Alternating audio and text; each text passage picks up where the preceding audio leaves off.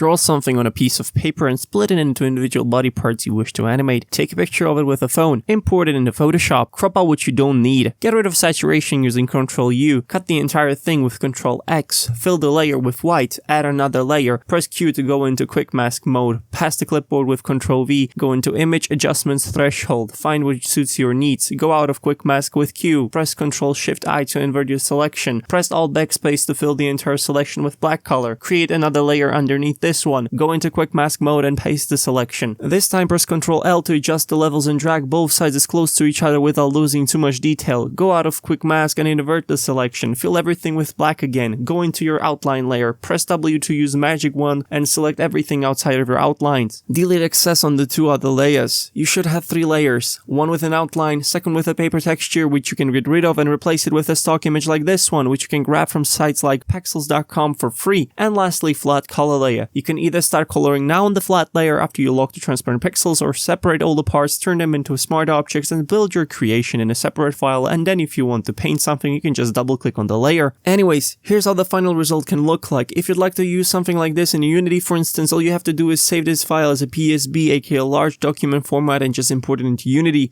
All the layers will automatically be split into sprites. If you found this video helpful, give it a thumbs up and subscribe for more content. Anyways, thanks for watching and I'll see you in the next one. Bye bye.